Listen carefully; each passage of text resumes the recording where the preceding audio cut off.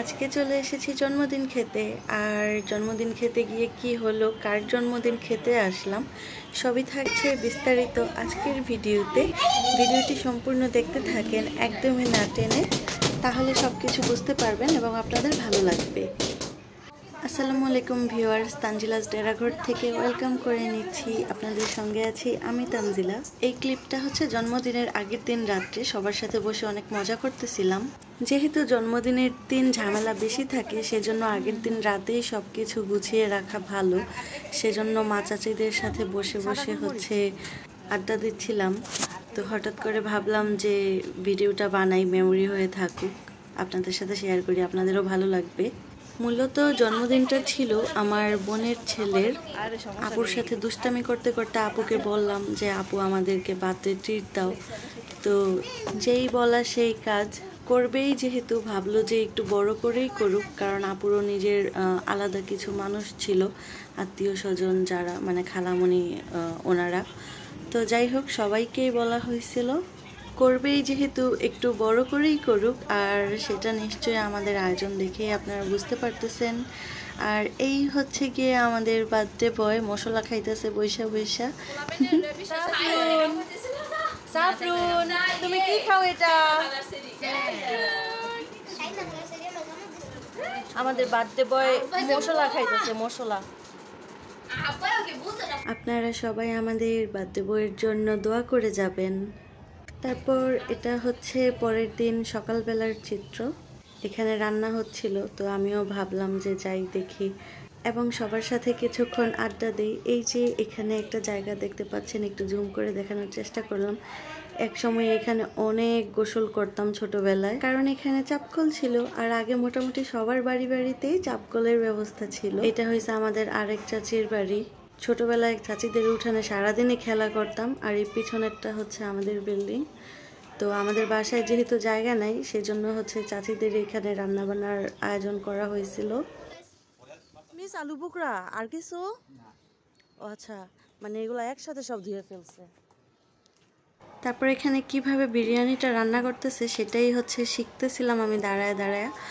আর ওনার রান্না যদি আপনারা জীবনে একবার খান, মানে কখনোই ভুলতে পারবেন না। ওনার রান্না এত বেশি মজা হয় যা বলার বাহিরে। আমার বিয়েতেও উনিই রান্না করেছিলেন, আর ওনার রান্না খেয়ে সবাই অনেক প্রশংসা করেছিল। আমার শ্বশুরবাড়ির লোকজন, বরযাত্রীও যারা এসেছিল, তারাও সবাই অনেক প্রশংসা করেছিল।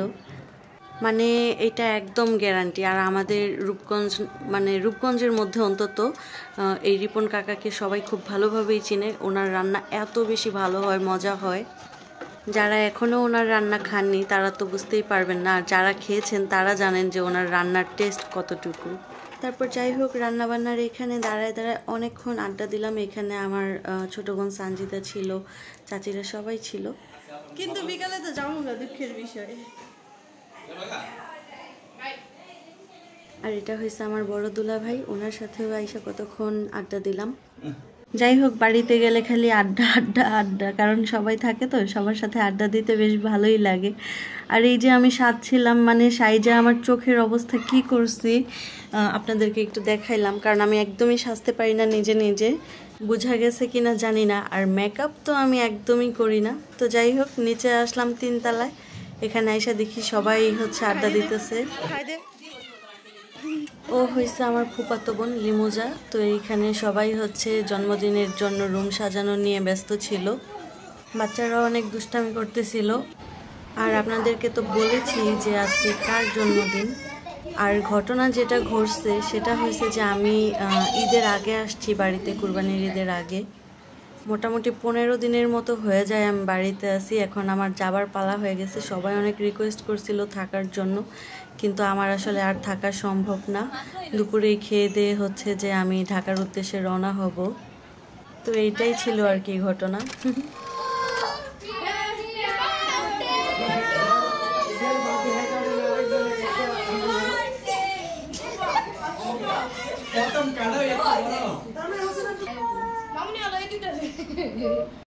আজকের জন্মদিনে আমাদের বার্থডে বয়কে দেখতে কেমন লাগছে, বার্থডে বয়ের কয়েকটা ছবি আপনাদেরকে দিয়ে দিলাম। আর সেই সঙ্গে বিদায় নেওয়ার আগে আমি আমার ভিউয়ার্সদেরকে রিকোয়েস্ট করব, যারা এখনও আমার ইউটিউব চ্যানেলটি সাবস্ক্রাইব করেনি প্লিজ আমার চ্যানেলটি সাবস্ক্রাইব করে দিবেন, এবং যারা ফেসবুক পেজ থেকে দেখছেন ভিডিওটি ভালো লাগলে অবশ্যই পেজটিকে ফলো করে দিবেন।